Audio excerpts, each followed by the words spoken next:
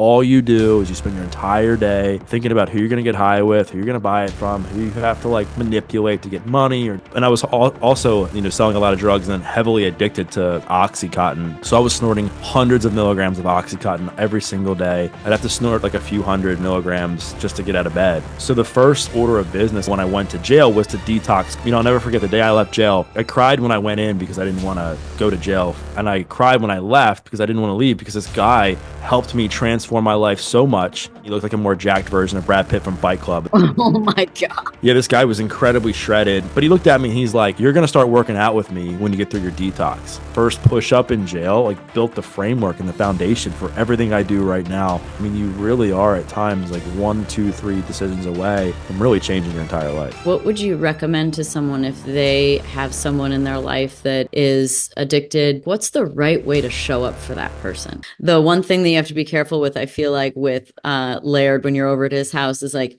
if you catch his eye or something, he'll be like, you, come here. And then I remember one time he put me in the shallow end and he like tethered me with like just like a bungee cord kind of thing. He's like, all right, just swim. And like, you just swim in place for like, it felt like forever, but it was like a minute or two, and you just about die. And then he's like, all right, back down to the other end of the pool. And he'd be like, here, you're going to drop to the bottom with this 25-pound weight. And then I need you to spring up and come to the top. And like, I think I literally did it once. Yeah. I was never brave enough to do the thing where you put on like the weighted vest and, you go down. Cause like once you have the weighted vest on and you go into the deep end, like you're in the deep end. Yeah, Gabby tethered me too, and I had to like do like breaststroke like super fast for like a few minutes, and it was like surprisingly exhausting. And then like Laird and Gabby and the others were doing like lunges and stuff underwater, and I'm like, I don't even know if I could like think about like all that at once, because it was like there was so much coordination. There was one exercise where you had to go to the bottom, jump up, curl dumbbells, and then press them like above your head as you're jumping out of the water. And I was like, I feel like I'm gonna smash a dumbbell on my face because I'm so uncoordinated. And also just swallow a whole bunch of water if you time it wrong, because you either need the breath or you took it too soon or you took it too late and the water is splashing and you're like, obviously we're talking about all this because Rich Roll was one of the first people's podcasts that both of us was on. And he said you were his favorite interview ever. And that led to how we all know like him and that world. And that's because we know Gabby and Laird. At the end of the day, like I'm like so impressed with your vulnerability, with your story. And it's heavy. Like, I don't know if it feels heavy to you, but it still feels somewhat heavy to me. Do you feel that still? Or is there like a departure from, where you were with addiction and being arrested and, living that kind of life to where you are now, where you're literally like just texting Andrew Huberman and hanging out at Gabby and Laird's and, it's a different world. It's a different world. I think, first of all, thank you so much for the kind words. I think it feels heavier when I talk to other people, when they're like reflecting back like how my experience like impacts them. Like I'm in the middle of working on a book now, and even a lot of the stuff I'm sharing, like the person who's helping me, so like, how the heck are you still alive? I think it's like anything else. It's like when it's your story and your experience, you're like, this is what I'm used to. I'm used to overcoming stuff.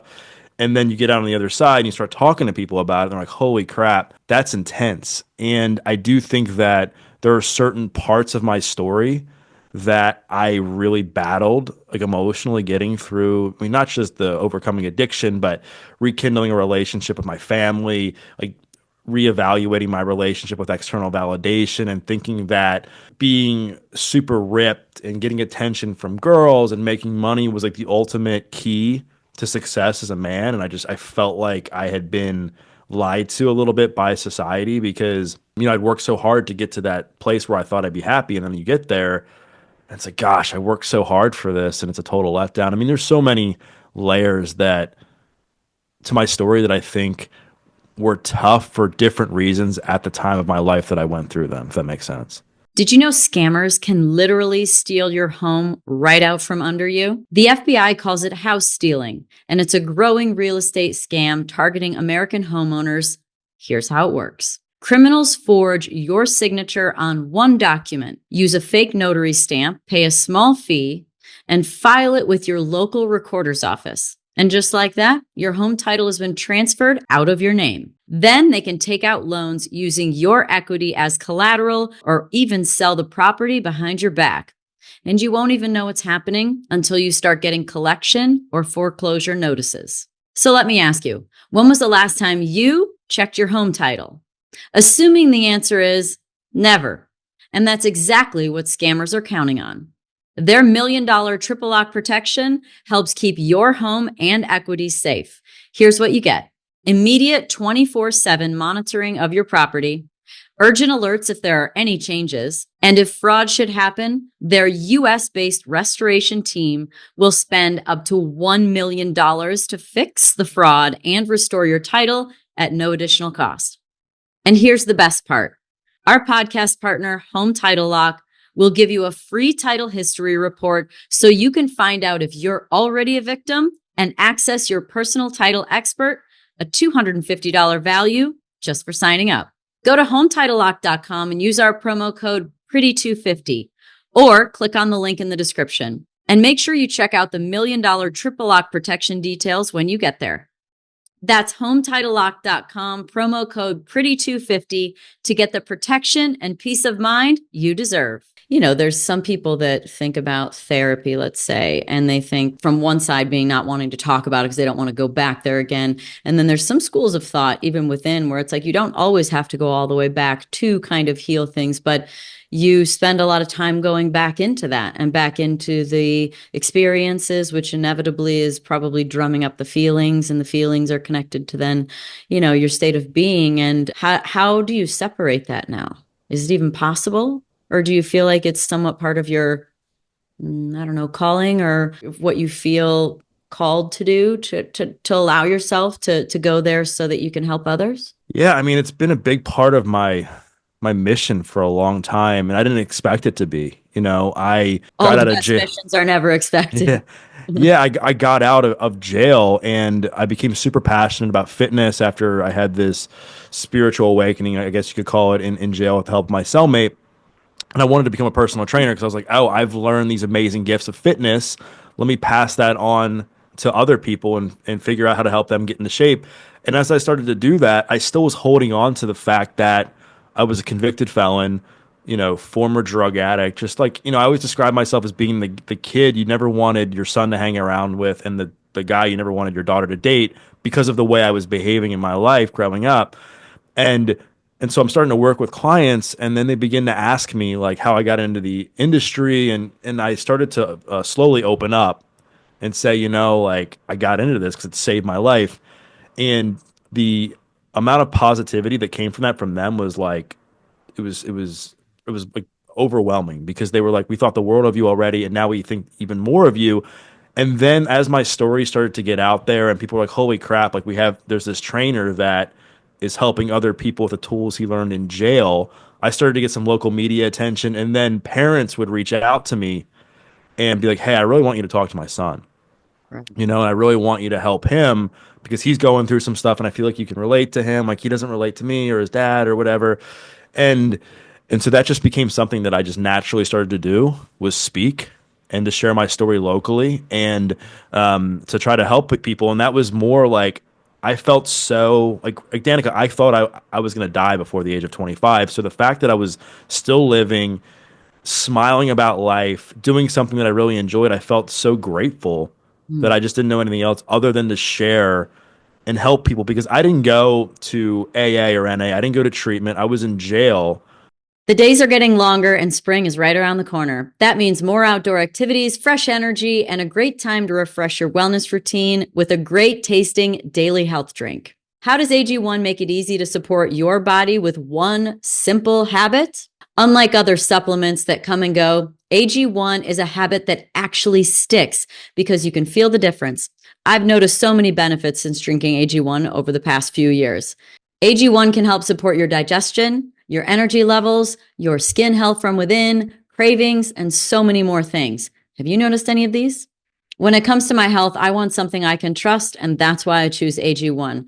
With science-backed ingredients and real benefits I can feel, AG1 makes it easy to support overall wellness every day. And that's why I've been partnering with AG1 for so long. And AG1 is offering new subscribers a free $76 gift when you sign up.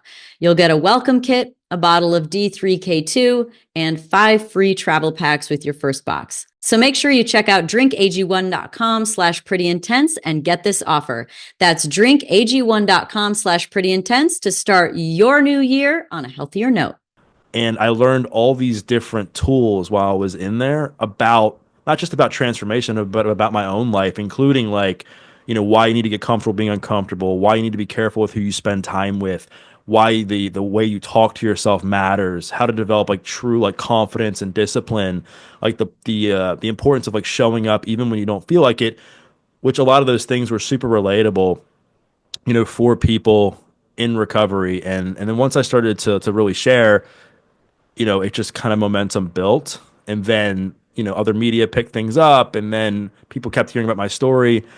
And it's so amazing to me when people are like, hey, like I heard you on a podcast, or I heard you at a school speak, and it really impacted me.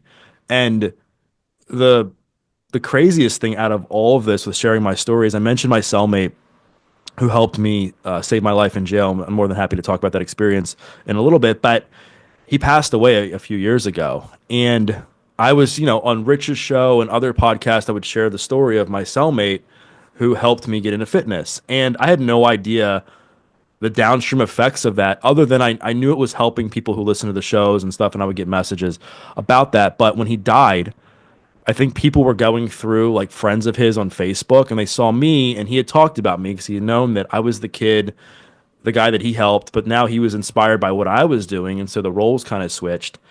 And people The saw that cellmate yeah, was? yeah. So the people saw that I was sharing like podcast episodes, and they Mm. would listen. Then they listened to the podcast episodes, and I had somebody from his family reach out that was just like, "Thank you for like telling the story of of the Eric that we knew, like the guy that was so passionate about helping other people and stuff." And it became, I guess, just like these memories for them to have of me speaking about the way he helped me. Mm. And I'll never forget the day I left jail. Like I cried when I went in because I didn't want to go to jail for obvious reasons, and I cried when I left because I didn't want to leave because this guy helped me transform my life so much. And he gave me a workout program that I have framed, that I still have framed, so I don't forget where I came from. And I also was like, how do I like repay you? And he was just like, pay it forward. And so that's just been my mantra for life, is just to pay it forward and to share the gifts that my experience in there gave me to help other people improve their lives. Well, I mean, I'm drinking out of a cup today. I don't know what makes me feel called to pick certain cups. The only thing I collect is coffee cups. It's so stupid. It's fun. Because I think it sets the tone for the day. So this is my cup today. I love it. So you had a spiritual awakening with your cellmate, Eric, you said his name. Yeah. So would you be willing to tell us what that experience was like and how he saved your life? Of course. So like the day I went to jail, I was 21. So this is back in 2008. To paint a picture of who I was at that time, convicted felon, 40% body fat roughly, just like a very overweight and out of shape, eating processed foods like McDonald's, cheesesteaks all day, every day. And I was also, selling a lot of drugs and then heavily addicted to specifically Oxycontin before I went to jail. So I was snorting hundreds of milligrams of Oxycontin up my nose every single day just to support my habit. I'd have to snort like a few hundred milligrams just to get out of bed. And so the first like order of business, I guess, if you will, when I went to jail was to detox cold turkey from Oxy, which That must be dangerous to do. oh, it was weeks, and it was like having like the worst case of like the flu. That's how it was all day, every day for a few weeks. But Eric was sitting at the table playing Scrabble, and he looked like a more jacked version of Brad Pitt from Fight Club. Is kind of how I've described him, just to Oh paint a my picture. God. Yeah, this guy was incredibly shredded and ripped, and he looked at me, and he could just tell. Like at the time, I was quiet, I was hunched over a lot, just not a lot of confidence. It was almost like a zombie in there because I had so much drugs in my system that were just kind of coming out like naturally in different ways. But he looked at me, and he's like, "You're gonna start working out with me when you get through your detox." And I was like, "Bullshit." Like I could have been a model for Pillsbury. That's what I told him back then. And he's like, "Whatever, man. Like, do what you got to do." And like later on that day, I saw him work out, and he was doing like the typical like prison workout, but on steroids, like thousands of push-ups, bunch of pull-ups, like climbing the rails in there. It was insane. I was like, dude, this guy has everything that I wanted. You know, in a way, he was jacked, he was confident, he was ripped, he had abs. Like I wanted that as a kid. I never was able to get that. Shortly after that, we're in the cell, and he's asking me questions about my life. He's like, you know, why are you in jail? I started to blame my parents for being divorced. I started to blame people for picking on me in school. I started to blame everybody else for my problems but myself. And he looked at me and he said, you know, quit being a victim. You're blaming everybody else for your problems but yourself. He's like, there's plenty of people that grow up just like you that aren't in jail, right, Doug? And I'm like, yep. He's like, so you made a decision to respond to your circumstances that got you in jail. He's like, you have two choices. He's like, you can be a man, look yourself in the mirror, and say, you got yourself here and it's up to you to change. Or you can go be a victim and cry in the corner and say, woe is me. He's like, most people will do that. And a light bulb like went off in my head, Danica, because at that time, the drugs had started to come out of my system. I had realized, like, clearly I don't know what I'm doing. Like, I've proven that everything I was doing in my life up until that point was blatantly wrong. And so it inspired me to begin to work out in jail. And I remember I was so scared because it was, you know, I'm like, all right, I know that I'm very like overweight. I got a lot of body fat. Like I'm gonna embarrass myself in front of a bunch of grown men like this. And this had nothing to do with my mindset. This was just a fact. Like I just went in there and I got done to a push up and I collapsed.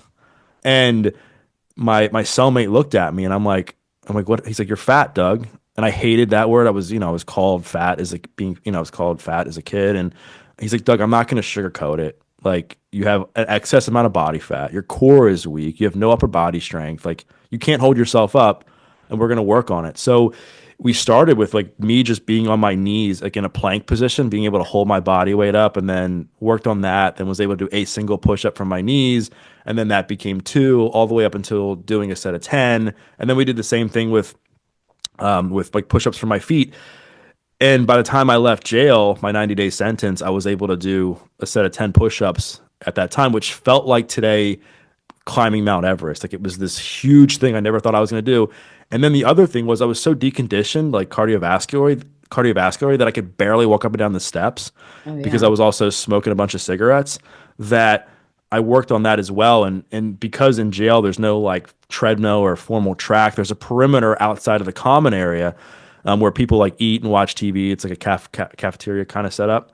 I would have a deck of cards in my hand, and every time I would have a take a lap, I would move a card from my left hand to my right hand to track how Well, far I was that's going. 52.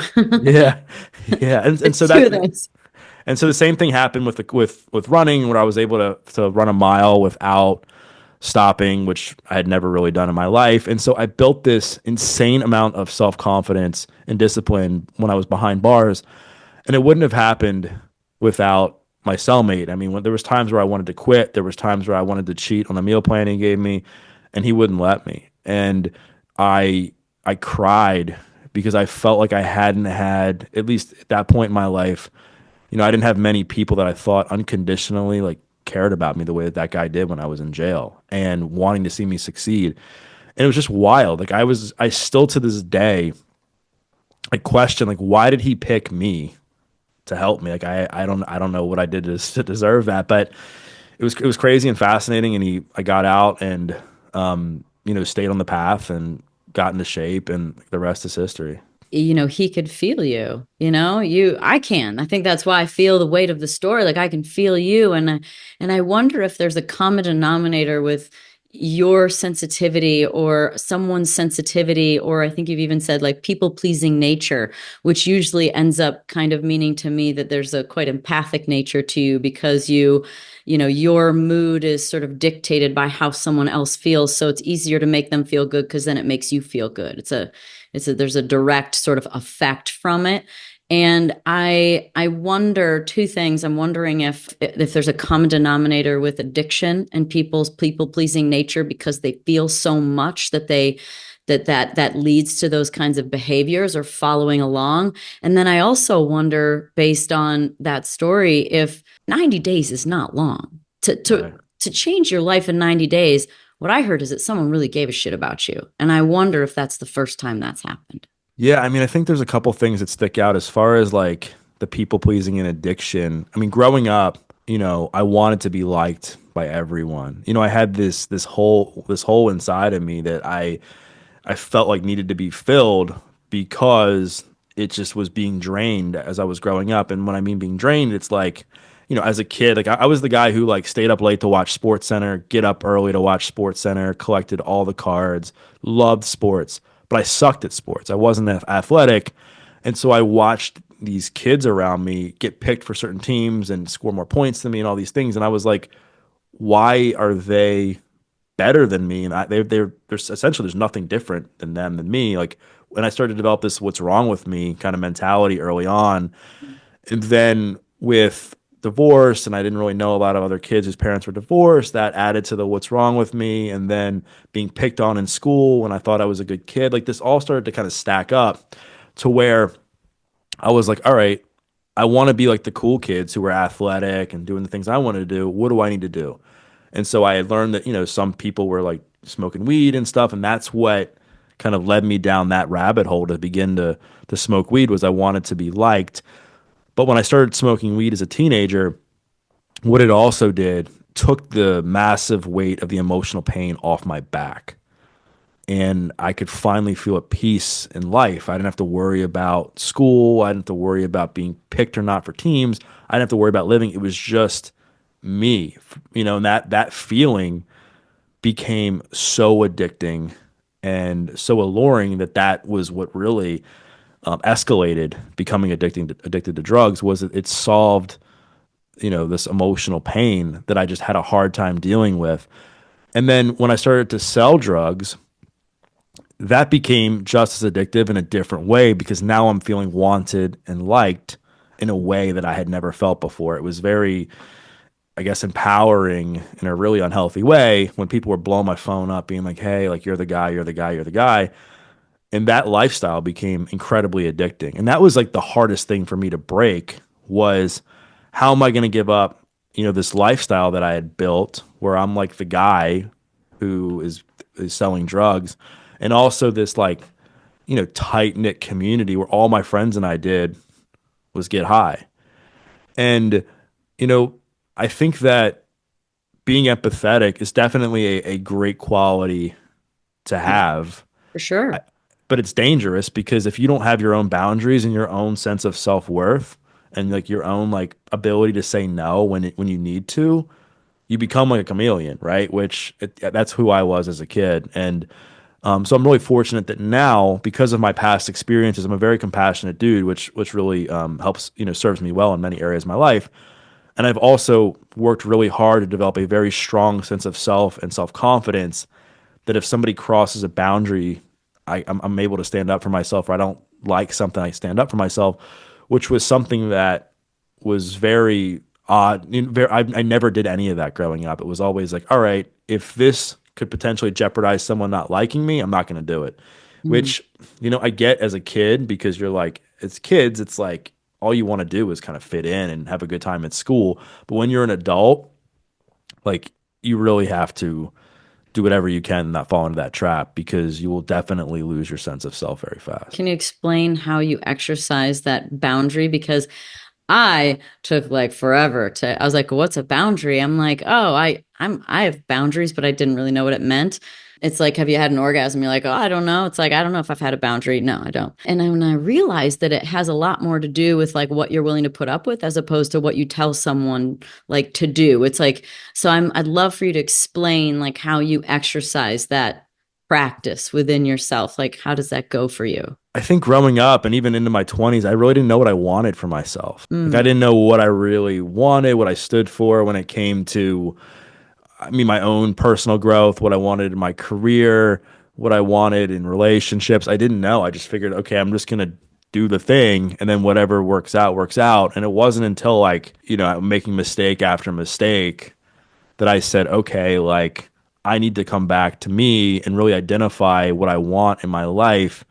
And I also, as I began to understand more that people tend to like people more when they stand up for themselves and they are strong and and have conviction about what they do. It made it less scary for me to do that because I was like, oh, like the fact of the matter is, if you don't stand up for yourself and you don't have boundaries, people are going to walk all over you and you're not going to be respected in life. And I guess it just really came down to me identifying like what I wanted in my life, what I wanted in my career, what I wanted in relationships, and then practicing that and being and realizing that rejection and being told no like wasn't as scary as I thought. And to be honest, I got a lot of practice through podcast, going trying to get on podcasts and inviting guests on the show because people I got told no a lot and it helped me deal with rejection Hmm. in a way that I realized like, oh, it's not that scary to be told no. Or like I was writing a book back in, I guess it came out in maybe 2018, 2019 called The Heart of Recovery, where I interviewed a bunch of people from all walks of life about how they recovered from addiction. And this is like 7, 8 years ago. And I was told no a lot from people who wanted to participate in the book. So in a way that really helped me like understand that if somebody tells you no or they're not aligned with what you want, like it's okay, like I'm still going to live. And then that just led to me practicing it in my own life. And I'm not it's something that I've had to work on because I think a lot of times when people are having a boundary of theirs crossed, typically, a lot of times like you're upset.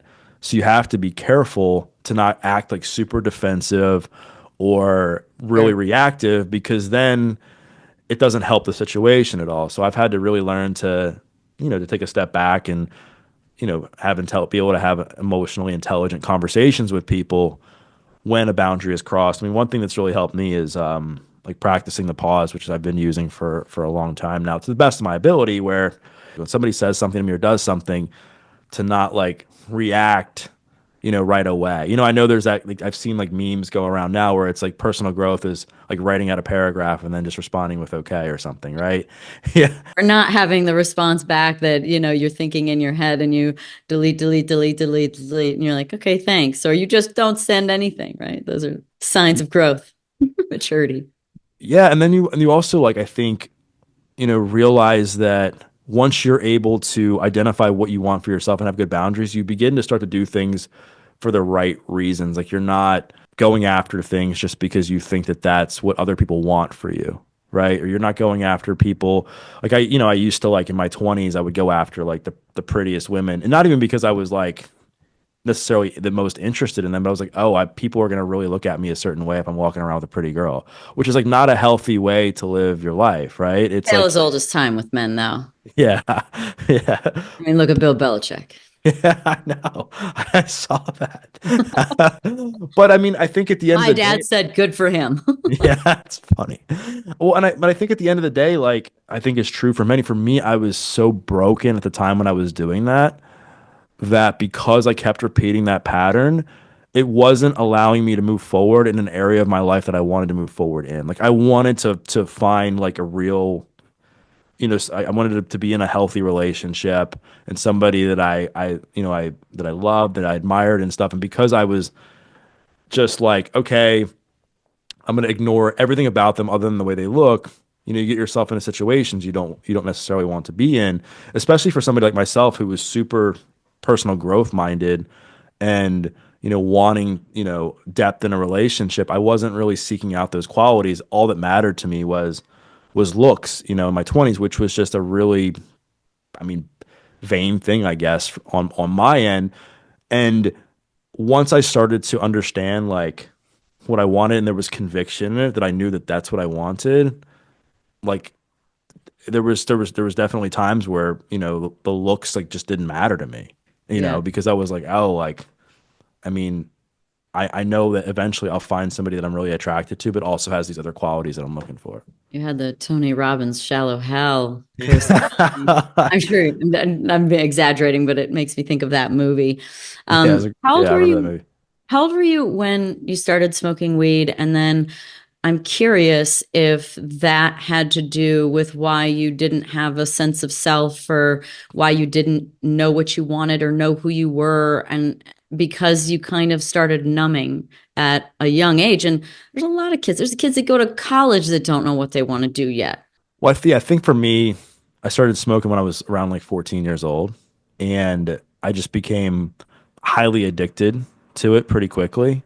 And then that caused like problems in my relationships with my family. Like I was kicked out of my mom's house on my 16th birthday for a variety of like bad things I had done leading up to that, including having a party while she was, in the hospital.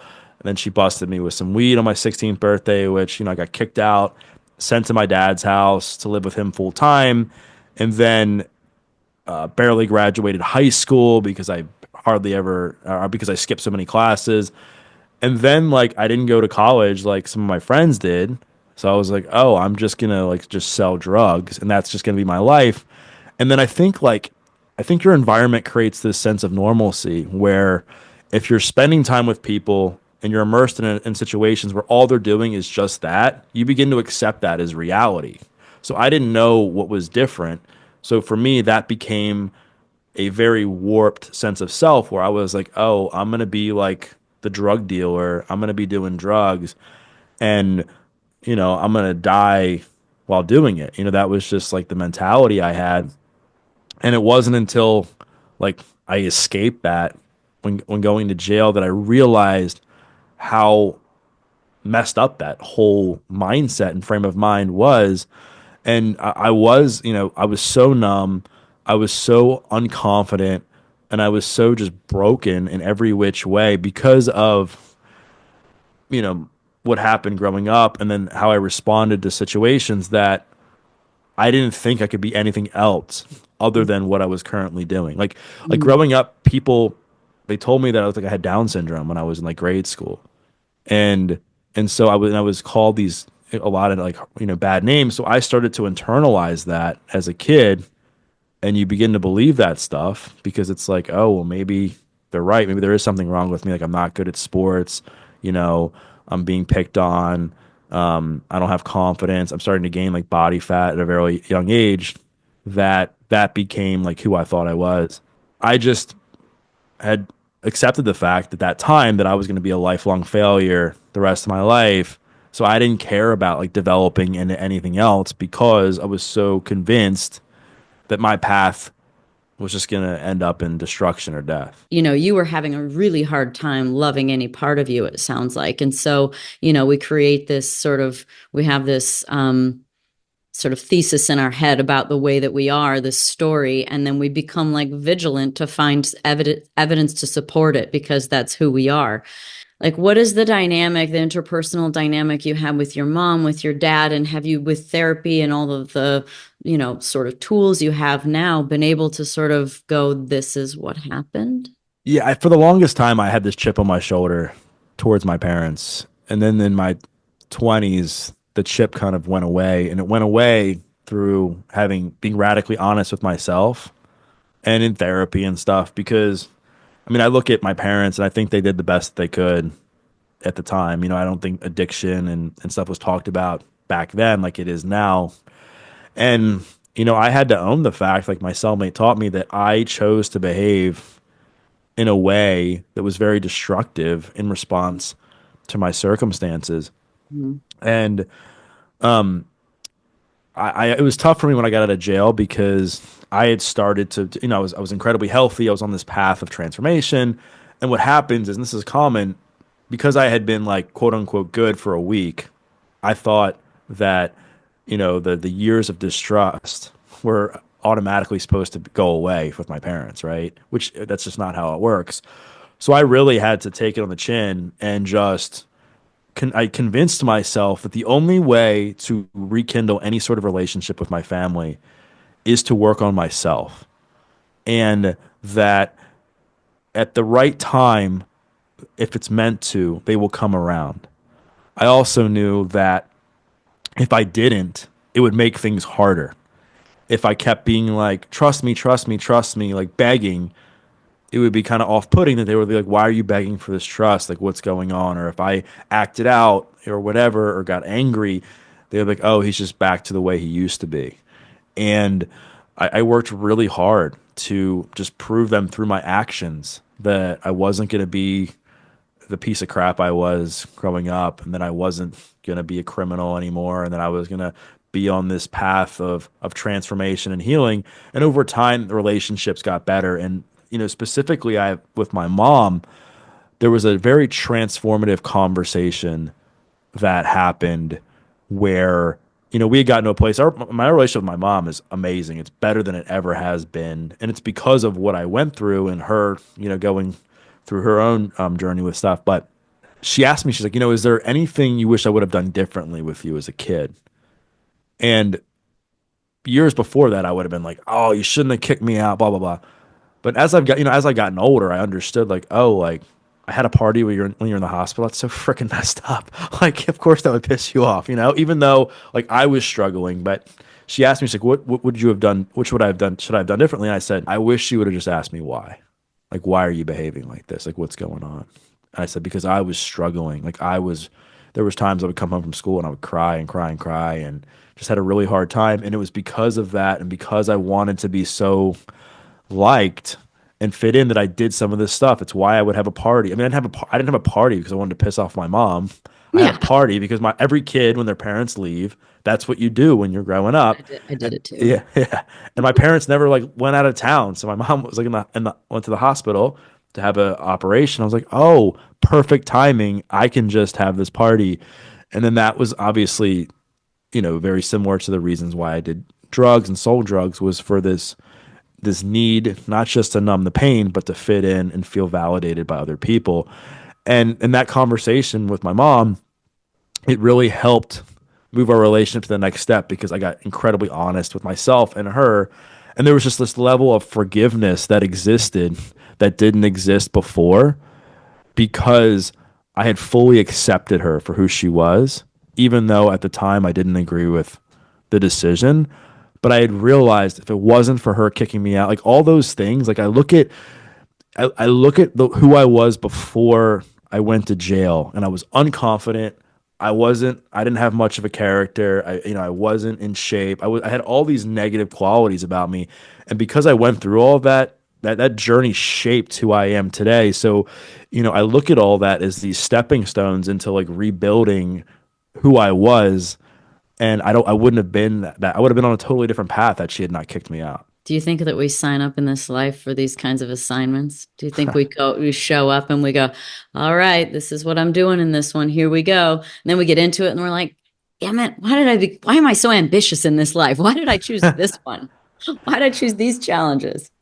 I know, and it's so tough. Like when it's when you get out on the other side, typically people are like, "I'm so thankful." Like I went through that situation, or I'm so thankful that I got out of the relationship, or whatever the example is. But when you're in it, it's like tough because you're like, "What the heck? Like, why is life, dealing me this hand?"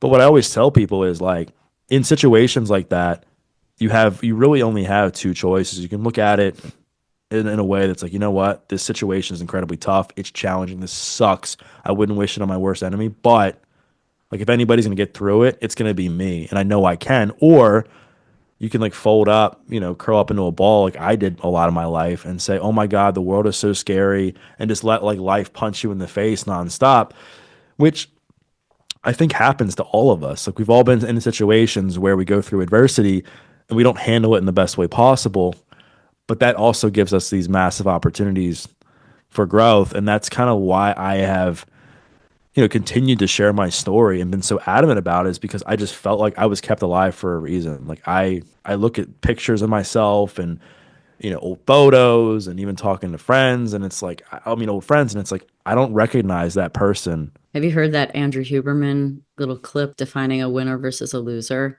A loser takes something that happens to them that's challenging. They do nothing with it and they do things to the detriment of their life.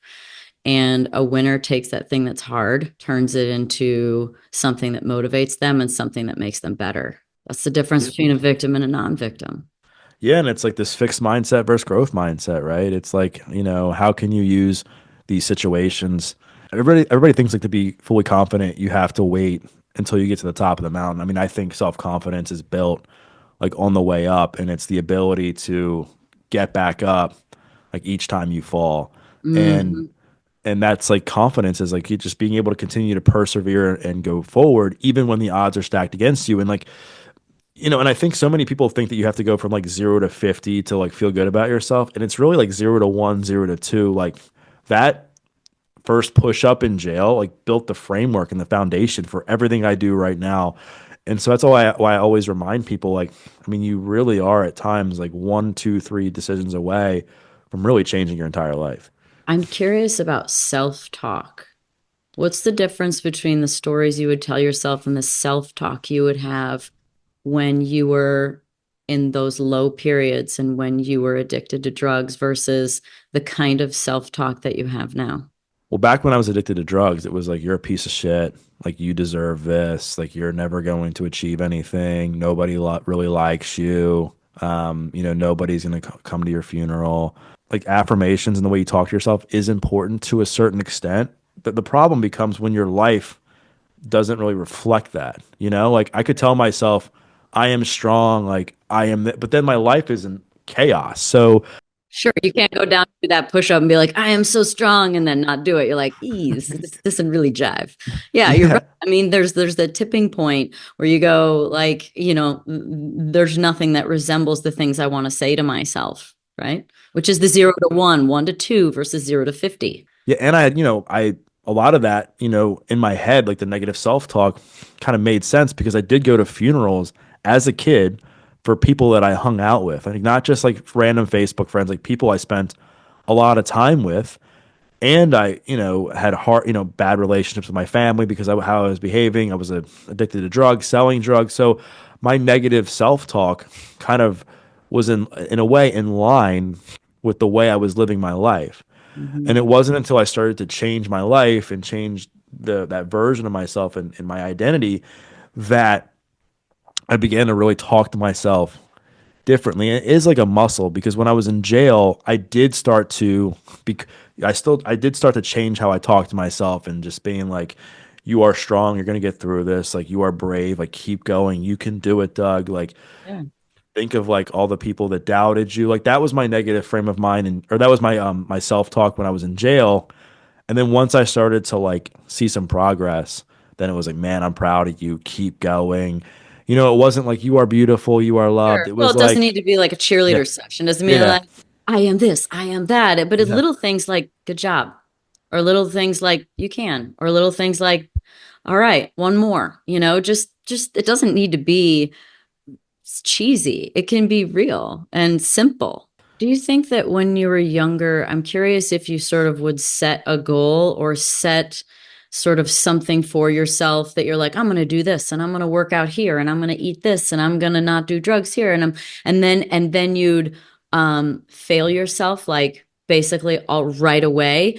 And I'm wondering if you did that. Did you do that to yourself when you were younger that it would almost reaffirm your loser mentality that kept you stuck? Yeah, it was definitely that because at the end of the day, we all want to be proven that we're right. And so if you're like, hey, Even if it's bad. yeah, even if it's bad, right? Hey, like I'm gonna go out and try to like, lose 30 pounds. I know I'm not gonna be able to do it. I'm gonna tell the person who told me to do it that I'm not gonna be able to do it. You quit and you're like, oh, I told you I couldn't do it.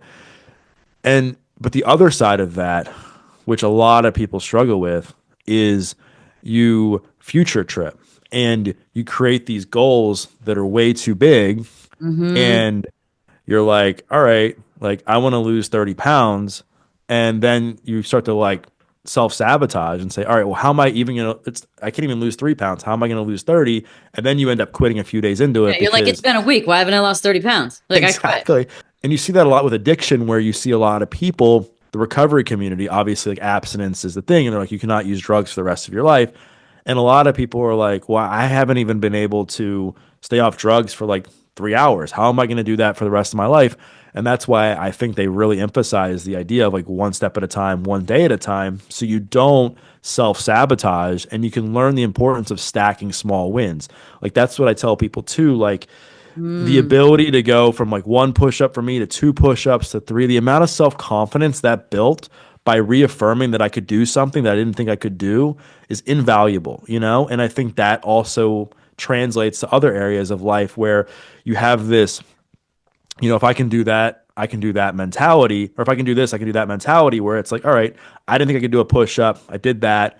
Then I do the set of 10, run the mile, get out of jail. I'm like, okay, I proved myself I could survive jail. Let me like pursue a career as a trainer, do that. And I'm like, holy crap, I don't have a college degree. I'm like in here becoming incredibly successful with no like formal fitness background. Like, what's next? And then you just start to like build off of that. And then eventually, like, when you continue to stack those wins and believe in yourself, you end up in places like I am now. And not that I'm in this amazing, successful end all be all, but I'm a lot further, than I thought I would ever be. Do you have those pinch me moments? Yeah, I mean, I do have some pinch me moments, from time to time, especially like I just signed with a literary agent to like work on a book project, and that's like a pinch me moment because I'm like, wow, I worked really hard to like get to this place. I think having like the Today Show did a documentary on my story, or they came and spent a couple days with me, like, and that was like a pinch me thing because they released like I think it's like a 6, 7, 8 minute video about my story that was amazing, super well done, big pinch me moment. I'm getting married like in January of next year, which I never thought I would do. Like I was like, I never thought I would kind of settle down. I mean, at least I didn't expect to at this point in my life, and so I'm like super happy with my relationship, which is something that I've worked on for a long time. I mean, there's just various like moments that I think personally and professionally, I'm like, wow, I can't believe I've been able to do this. That you kind of have to look back and reflect and celebrate. Like, dude, you're doing good. Yeah, that's a pretty good list of good things that you should pinch yourself for anybody, to be honest. Talk about relationship because I feel like nothing brings up insecurities, trauma, challenges more than like an intimate relationship. Did that do that for you? Did that stir things up? Did like you get to some old narratives that, didn't feel very good? Like, how's that been? I mean, I think earlier, like in my like 20s and stuff, like I definitely had like a lot of old patterns I had to work through as far as conflict and how I showed up and actually like learning how to set boundaries and actually acknowledging what I wanted in a relationship. And then like through just time and experience, I learned a lot of what I didn't want in relationships. And then like, having the podcast and interviewing like experts from different various relationship experts really helped me like understand like how to make a healthy relationship work, how to like be true to yourself, like all these things that I would begin to practice some of these things when dating. And then like at least for me, like as I've gotten older, I've like it's been like either a heck yes or a heck no. Like at this point where I was like, all right, I'm not gonna settle down unless I know I found my person, and I'm gonna lay it all out there for them, and I want them to lay it all out there for me. And if we're aligned, like awesome. And and not to say that in relationships obviously take work. I mean, you have to be incredible. You have to work really hard at communication, setting boundaries, compromising when necessary, showing up, for your partner each and every day, and then having this like level of like unconditional love, which I think is really hard for people because you know, I think a lot of times on social media, there's this emphasis on the other person and like, all right, I need my partner to do all these things. They better like fulfill all of my emotional needs. And it's just not realistic. And I think we're all imperfect people. And so I think the ability to accept people for who they are, like that's love. If you truly love someone, you accept them for the good and the bad. And of course, like if they cross a boundary, that's not what I'm talking. Like a hard boundary, that's not what I'm talking about. But we're all gonna have days where, we're not the best version of ourselves. But it came through a lot of experience and a lot of self reflection on where was I the common denominator and a lot of where things didn't go well in certain relationship dynamics, and then also getting clear on what I wanted in a relationship and accepting the fact that even though I wanted that didn't necessarily mean that everybody like had to agree with that. Like that was just what I wanted, versus what I want in a relationship might be different from what other people want. What their hard boundaries are might be different than my hard boundaries, and so it's just been this. I think the more that I've worked on myself and developed confidence to know that I matter enough to be with the right person, it's been easier for me over the years to shed away people that weren't meant to be in my life and to be able to open myself up more to people that are. What would you recommend to someone if they have someone in their life that is addicted to something, they suspect it? Like, what's the right way to show up for that person?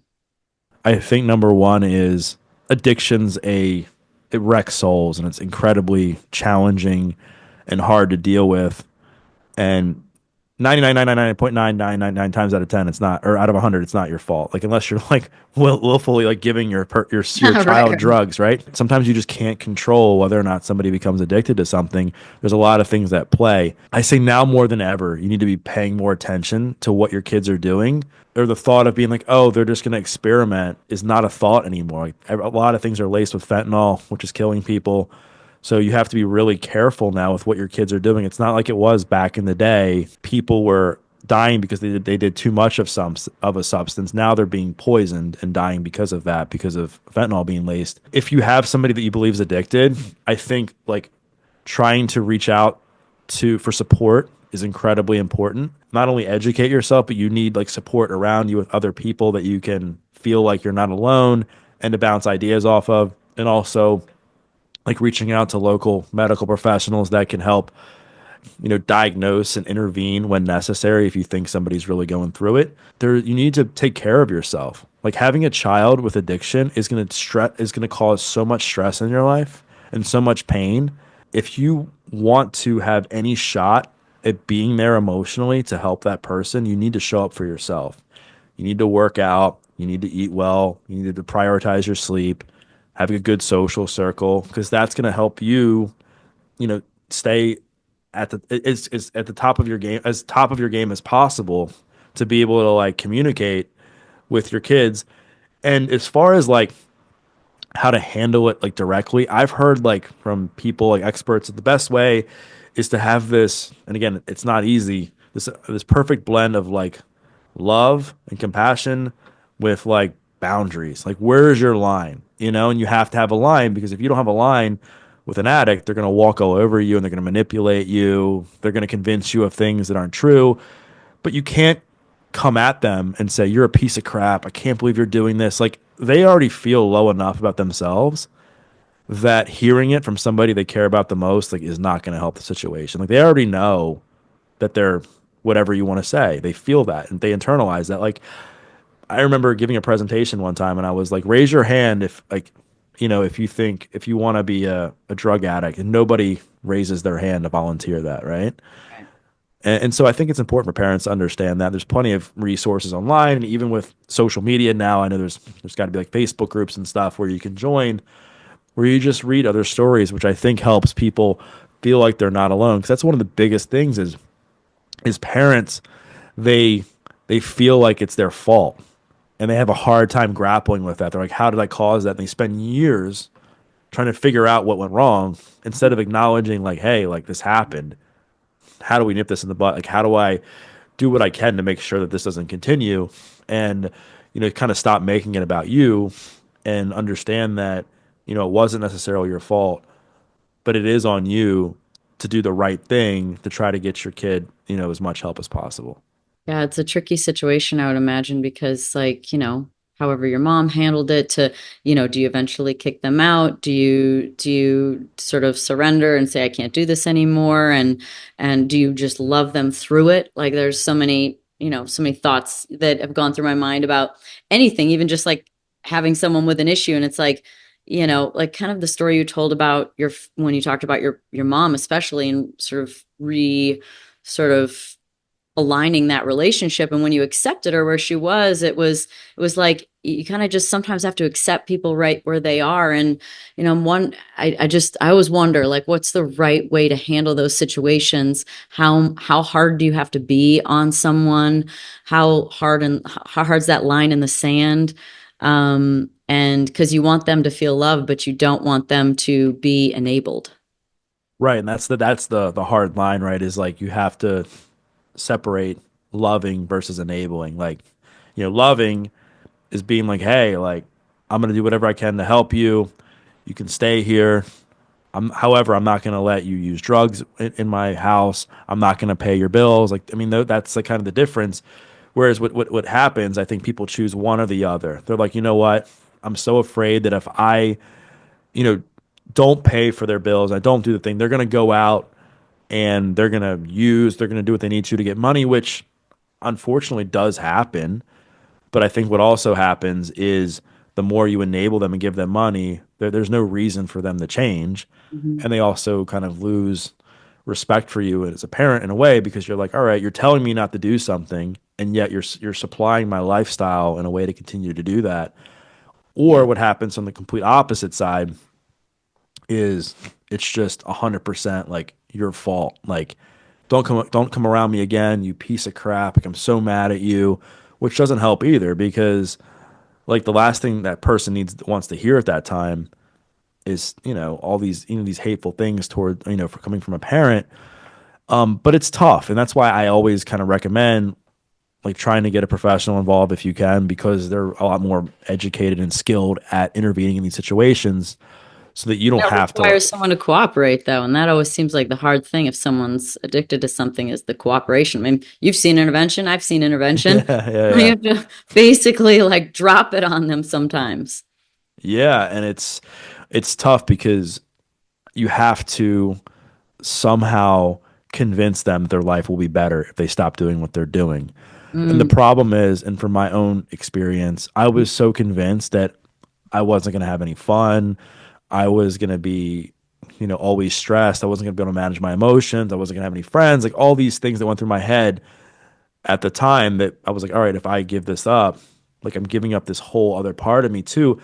And the other thing that I think is important for people to keep in mind is you have to convince somebody like how much how you have to do you kind of convince them their life's going to be better because what happens typically when people are trying to get sober or get into recovery, it's not when they're at a good time in their life. Typically things are falling apart, and so now what you've done is this person has horrible self-esteem and you're taking away the substance that was numbing all of their pain for a period of time. So having them restart at that time is incredibly overwhelming for them, which is why I think that fitness like is like the most underutilized tool sure. for recovery because Right you out. have to find a way to rebuild discipline, rebuild your Yeah. confidence, and like kind of escape those mind games that come Yeah. with that. There's a quote I just saw this morning, actually. It was a Kendrick Lamar quote, and it was, "You ain't felt grief till you've felt it sober." Does that resonate? Of course, I mean, I think that one of the most painful things for me was coming to terms with how I treated my mom and realizing how much additional stress I gave her because I wasn't able to deal with my own. And it was also kind of questioning whether or not I threw away that portion of my life because even though like I had all this confidence when I got out of jail and I was feeling good about where I was going, at the time I was still a convicted felon. I still had to check the box on job applications. I didn't have a college degree. I had all this stuff that I was like, man, like I wish I would have treated myself better. And if I did, my life could have been completely different. Now, again, I'm thoroughly thankful that I'm at where I'm at now, but that was hard for me to come to terms with was like the label of being a convicted felon and being somebody that was in jail. And then on top of that, like thinking about some of the stuff I would say to my mom and how I behaved and the lies and the manipulation and just the scheming to get money, and it was crazy. I became like numb like to death. Like I saw death so much as a kid. I remember going to one of my grandparents, one of my mom's parents' funerals, and I felt like no emotion because I'd already been to so many funerals. Because typically, like in a perfect world, right? I mean, and again, like the circle of life, like the first funeral a kid goes to is typically for like a grandparent or great grandparent, right? It's not for like one of their Yeah. best friends. Right.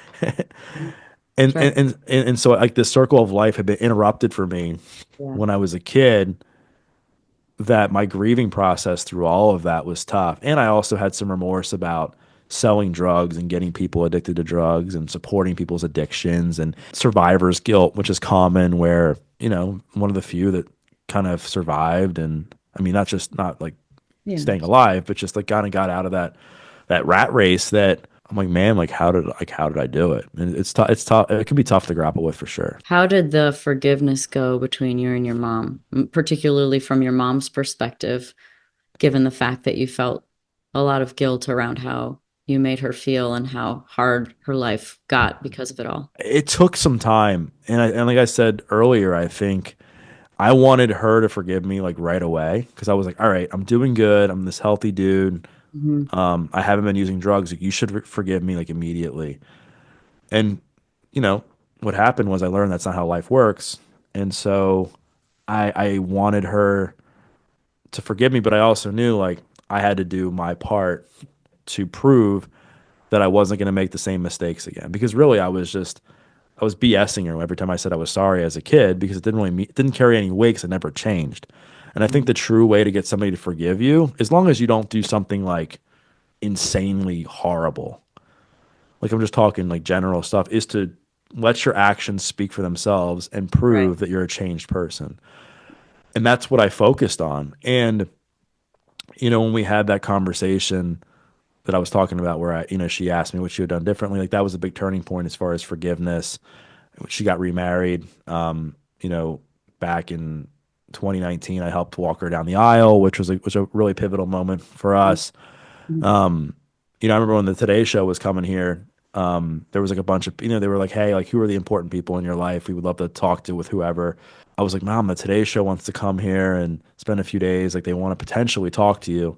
They didn't end up talking to her, but she's like, well, I don't know. Like, I want to support you. Like, Mom, like, supporting me is talking to them and sharing like your part of the story.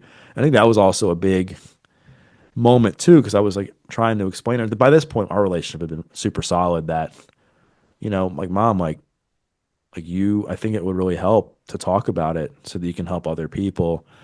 And I think it was just her seeing me completely reinvent myself and change. That was like, wow, like I'm really proud of where this guy has come from. Like, it was like, I remember the day after she got married. I mean, just talk about transformation. Like, the day after she got married, I was flying down to Clemson right after they won the national championship to speak to Dabo Sweeney and their Clemson football team. Ah, Yeah, and so I think it was like stuff like that where she's looking at me. She's like, "Wow, my son was like years ago was like somebody I was not proud of at all, and then now I'm like stressed at the wedding. So I'm like, I have to like make sure my flight's on time to be able to get down there and speak to the team." And it was again because I just practiced like proving to myself and to her that I was a changed person through my actions, that she was able like that to see how all those stepping stones of me when I was growing up, how horrible they were, how that made me who I am today, and it's allowed me to help other people. I think she started to see like, wow, like I truly like I don't forget. Like, I was with her earlier in January, and I was kind of not joking. I mean, I kind of like now like to poke fun at certain things because it's but she certainly a hasn't healthy like place to get to start yeah, making. yeah. And she certainly hasn't like forgotten about it.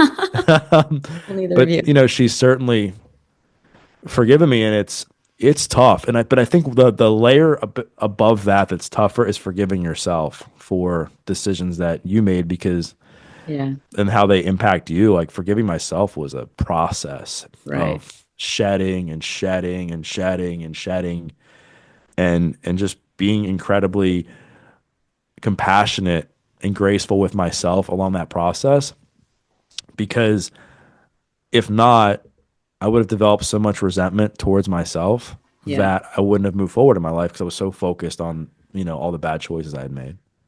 In your mind, how do you soothe yourself when thoughts come up about how much lost time there was and lost opportunity based on the amount of time that you spent in a place that you didn't want to be? Does that even come up for you? And not anymore. I mean, it did like early in my 20s Mm. because I was like, wow, like from like 14 to 21, I was like I was literally like doing nothing but doing, selling and doing drugs like all day, every day. It was like, it is so insane, Danica, when you're in the thick of addiction like that. It's like a religion. It's like all you do is you spend your entire day thinking about who you're going to get high with, who you're going to buy it from, who you have to like manipulate to get money or drugs or whatever. It was just wild to like live that lifestyle for, um, for that period of time that I certainly got out of jail and I was like, wow, I definitely wasted so much time doing that that I sacrificed and pissed away opportunities that could have come my way if I had gotten on a different path. But the more like I was very young. I was very lucky that I was so young when I got into personal development and like sharing my story that I learned that there was so much power like in my past that I've just seen it as this massive like Yeah. stepping stone. And I wouldn't want to be that kid that I was prior to that. Like now I see myself as a confident, well spoken, successful person. And I wasn't like that at all growing up. I'm just relating this to myself in certain Yeah. situations where you share something, something becomes very like magnetizing when you share something that's vulnerable. And I would define the thing as vulnerable as being something that you're not sure you're ready to share. You're basically like, oh, I don't know if I want to tell people this, but it's in those moments that you know it's true and you do, but you're still scared that it's like this wild magnet to people. There's some frequency, I think, in that truth that resonates with people. I wonder if that was the same kind of thing for you, where it like opened up the door by going into that place that was scary. And, when you were younger, you never wanted to go to those scary places. It was a numbing experience. So, is that one of the things that taught you to sort of be more brave, is to go into those places and spaces that are true but scary? Well, a couple things happened. So when I first was trying to apply for a job to become a personal trainer, I was still a convicted felon. And I had told them I'd lost a bunch of weight and I was a super passionate dude. And the manager was like, all right, you're hired. And I was like, oh, well, there's one thing you need to know. Like, I'm a convicted felon. I went to jail. And there was another like trainer who had been there for a while who was like sitting in on the interview. She was like, whoa, like, I'll walk away. And I just said, listen, I'll do whatever it takes. Like, I'll pee in a cup every day for you. Like, I will submit documents. I'll do whatever it takes. Like, just please give me a shot. And, I went through the hiring process talking to HR. I had to submit all my court documents, probation information, like all the stuff.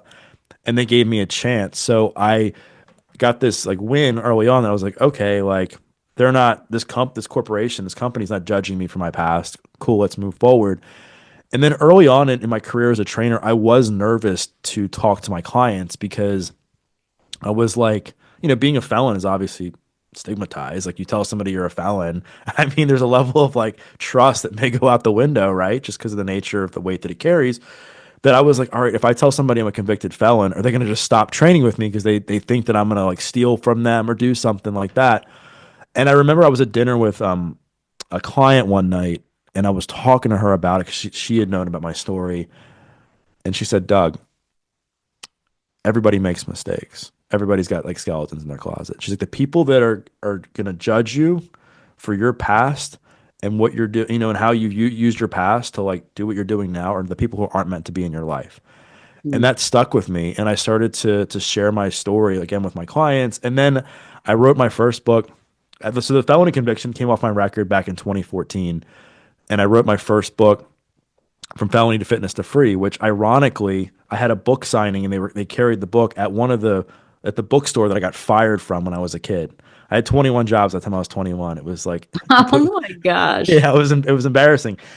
And I remember people coming up to me. And again, I like when I wrote this book, like I remember having a client help me edit. It was all like in one chapter. She's like, Doug, you need chapters. Like you need to like put titles.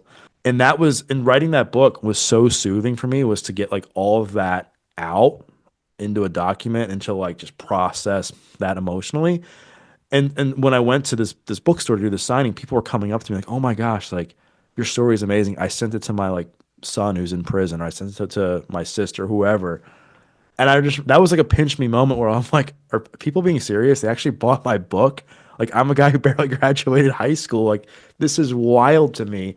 It got me really comfortable with being very authentic and knowing that like if you Google my name, there's going to be certain things that pop up, former felon, drug addict, that I just knew if I wasn't incredibly confident with who I was, that I wasn't going to be able to do what I'm doing now because I would let that limit me. Like it's, I think people like look at that as something that's super admirable. They're like, holy crap, like how the heck did you escape that? Like it must have taken a lot of dedication, strength, determination, like willpower, like, to get through that, that I just think the right people see it. People Yeah. that I want to spend time with see it like that. They're not like, oh, he was a felon.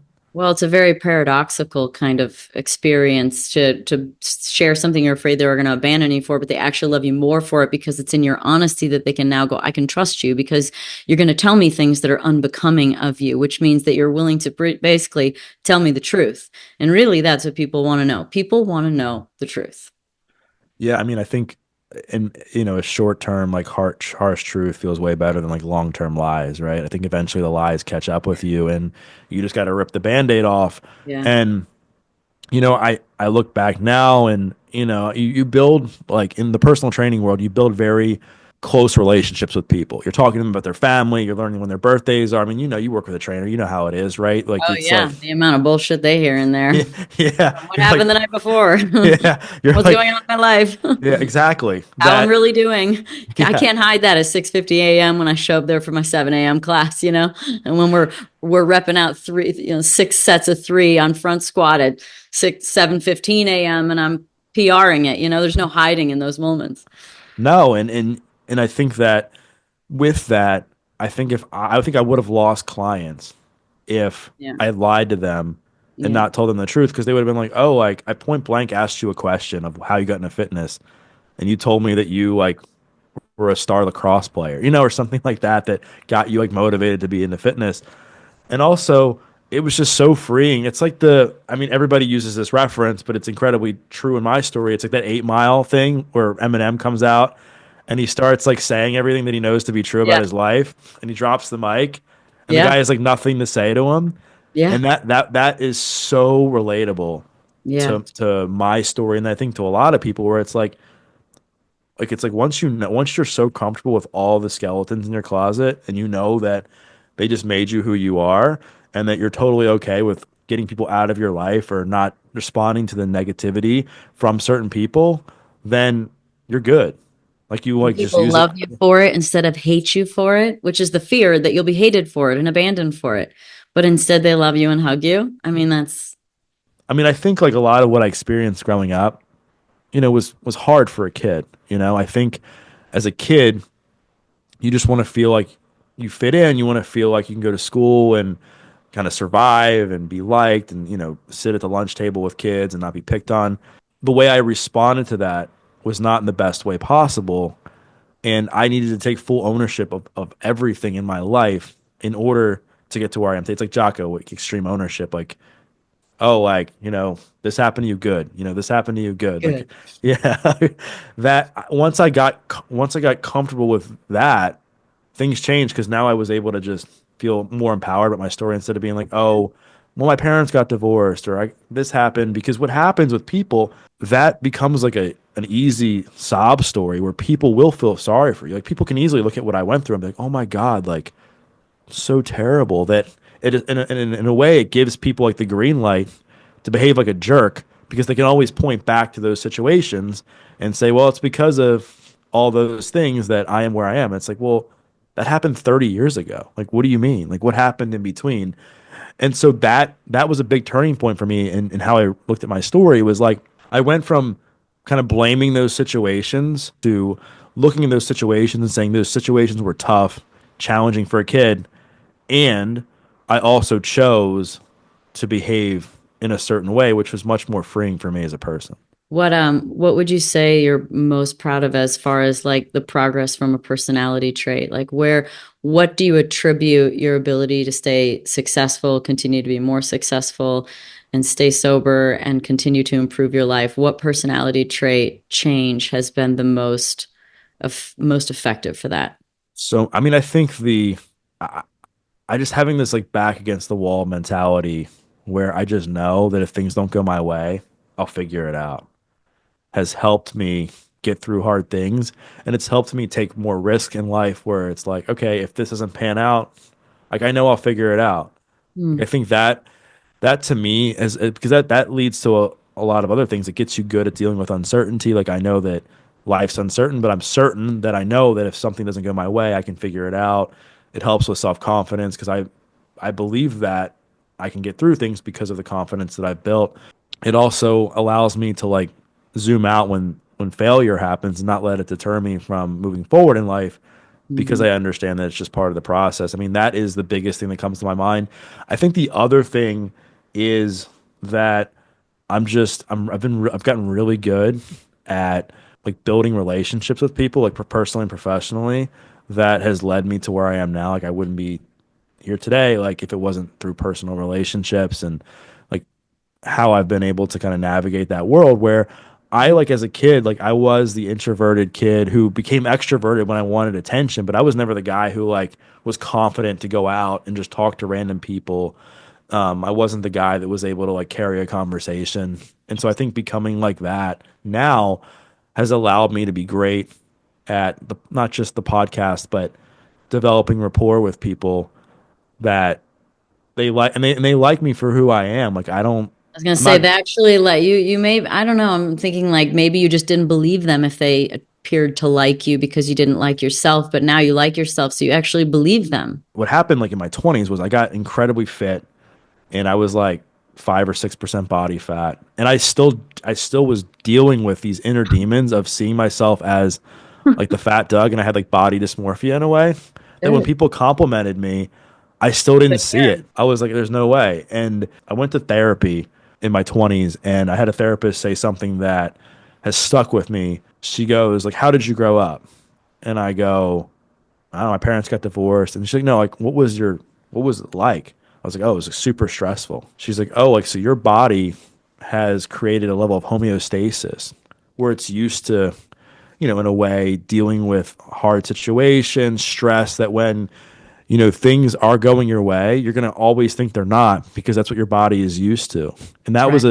that was a huge shift for me. And then also I was like, again, looking at this person in the mirror and I was so convinced that I was still the old me that I would write down on a piece of paper. I had one column. I would write down like, my friends and who I was spending time with, my habits, what I looked like on one side, and the next on the other side, I did like the same thing for like current time, like that day, and I Mhm. literally had to see it on a piece of paper. It's like, oh, like you're not that person because and Your it current, really because your current day, you'd be thinking negative thoughts, but then you'd look over here to the other side and go, "Oh, but there's actually lots of great things going on." Is that what you mean? what I mean was I was so like attached to the idea that I hadn't really changed. And when people would say, Yeah. when they would comment on my appearance or they would comment on my level of success, I didn't believe it because I didn't really like myself fully. And I Yeah. still was seeing that old version of me in the mirror that I would write down like what the old version of me was doing. Like I was doing Mm. drugs, I was hanging around these Um, people, and then I was writing down what like the current new me was doing. And then I yeah. saw on a piece of paper, like, holy crap, like you're not that person. You've definitely changed. And it for You me, pro conned yourself. You did a pros list and a cons list for yourself. I did. Awesome. And I think it was like just these little hacks along the way that I had to learn just through survival that have gotten me Yeah. to where I am now. So it's kind of cool to see like a lot of this stuff being talked about more in the personal development space because I wasn't really reading like personal development books early on. Like I think I was reading like in jail. I read like American Gangster, like that movie with Denzel. There was a book about Hmm. that. Yeah, Yeah. I didn't get into the personal development space until once I realized that I didn't know everything and my cellmate helped me so much. I got hooked on like learning from other people and becoming a sponge. So when I started working at the gym, there was a trainer that was super successful that I was like, how can I learn from you? Teach me everything you know. And then I did that. And then I was working out at a gym that was part of Under Armour here in like the Baltimore area. And I had heard about this guy in California who trained Drew Brees and a bunch of other professional athletes. And I was like, oh, I need to go learn from this guy on how like I can help my clients like train like athletes, and maybe I'll be able to attract professional athletes as clients. So I went out to San Diego and I went to this like mentorship of his, and I'm like, oh, he's going to teach me how to do a better squat, lunge, but it was all like personal development Oh based. my It was God, it was like all mental, huh? it was like what's going to be on your tombstone like statement, like what's going to be the last thing people remember you by, what are the five Mm. things you want to achieve in your life. Like it was like Mhm. working on different areas of wealth in your life, and I'm like in my early 20s, maybe mid 20s at the latest, and I'm like, huh? Like I was so scared because I was like, man, I've never even thought about this stuff. Like, where do I go from here? And that was like the real first taste of me thinking about like my life's purpose and what I wanted to truly do, like on a long term level.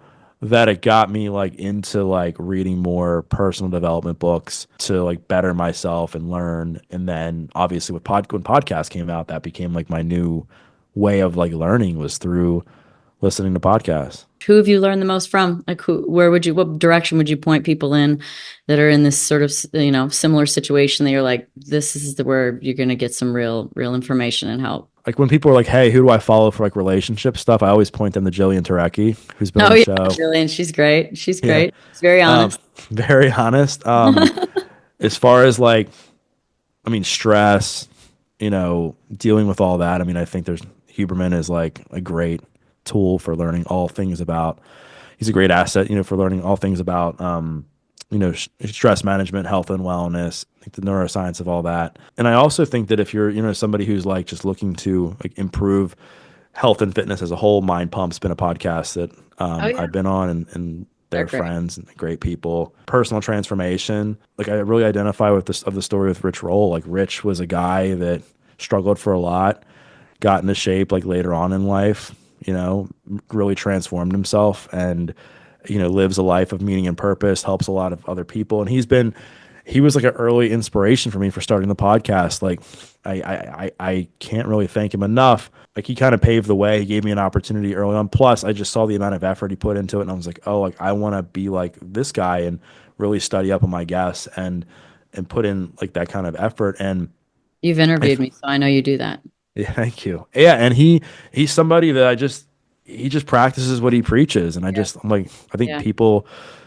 I mean, I really align with his message and his story. I mean, there's so many people that What I've about trauma? Do you have a favorite for that? Dr. Nicole LaPera, like the holistic Oh yeah, psychologist. she's Um, local. She lives here in Scottsdale. yeah, she's been great. She's someone that's good to follow as far as like understanding trauma. Gabor Mate, he and in bridging that and addiction, he was like one of the early people to say that trauma is what causes addiction. I think he's spot on. Like I truly believe that almost everyone who starts using a substance is because of some level of trauma or emotional pain they're trying to mask. And that's why like I think an important question to ask people or ask yourself like when they're addicted to drugs is not like what's wrong, but like what's right. Like what he talks about. Like what is it doing for you Yeah. that life is not, right? And then you can begin to unpack like, okay, like now that I understand what this thing is doing for me, like I can start to figure out like what are some healthy things and legal things I could do in my life to help offset that. And I'm also like surprised sometimes to learn, just what people go through. Like I interviewed a Holocaust survivor and it really put things into perspective for me, somebody who survived Auschwitz. I was like, holy crap, like if she can do that, like Wow. I can never complain about anything in my life. Have you talked to Dr. Amen? Yes, he's been on the show a couple of times. He's such a wonderful man. And I've done the brain scan. Like I was kind of sick for a while and he gave me two things. He was like, do EMDR and hyperbaric chamber. He's like, go for that. He's like, list your top 10 traumas and go do EMDR for them. And I was like, great. And I had done it a couple times and I knew it was great. But like I talked to him like 6 months to a year, 6 months, maybe it was a year later. And he's like, how you doing? And I'm like, I don't know. I called everything a 9 out of 10. And when I talked to him, I was like a 4 out of 10. He's like, and I said, I just can't give it a 10 because I'm sure life can still get better, you know? And he's like, wow, that's amazing that you're doing so much better. But I just listened to something last night where he said that he can see on brain scans trauma. I mean, there's just so many great sciences that have come out, so many great doctors. And then because of podcasts, there's just so much more awareness for all the opportunities and ways that people can go about getting help and learning more. So it's really beautiful. And I think that obviously social media can be a kind of a bad thing at times for people. But I think it's also a very beautiful thing that you can just get so much information that we didn't have access to. You had to like go to school for something or take a class before, and now it's like in front of your face where you can get access to all this stuff. And I think that the other person that I actually interviewed that was really that stuck out was Dr. Anna Lemke from Stanford, who studies like dopamine, or wrote the book like the Dopamine Nation or whatever. I think understanding like dopamine and how it works, I think will really like helps a lot of people, and as it relates to mental health, addiction, instant gratification, and the pain pleasure trap. Like that was something that really was shifting, shifted things for me because she's like, the same part of your brain that deals with pain also is pleasure. So typically, if you do something super pleasurable in the moment, there's going to be a certain level of pain that may come with it. And the easiest, example I think is like the way I guess I've understood it is if, you're somebody that if you do a drug that gives you pleasure in the moment, like there's going to be a certain level of pain that comes later, emotional pain. Maybe you like end up lying to somebody, you steal from somebody to get there. Yeah. And then also, I think, the other side of it is like if you do something painful in the short term, like you just skip doing drugs, you'll feel more pleasure because you're like, I'm proud of myself for not doing the thing. That's why she advocates like one of the best things you can do if you're having a craving is to do something challenging, like hard, like and that could be I guess like a cold plunge and go for like a run, like something where you're giving yourself like an outlet. What about you? Who's been your favorite? I love some of the spiritual people too. I love getting into like aliens and spirituality and channeling and all kinds of funky stuff. I generally do it because I love learning and I love meeting people and just creating a bigger web of network of knowledge. I'm glad we finally did this. Thanks for sharing. It's going to help a lot of people. Thanks, Danica, for having me. Thanks everybody for listening to the Pretty Intense podcast today. I hope you enjoyed it. If you like what you heard today and you want to hear more, please click on the subscribe button.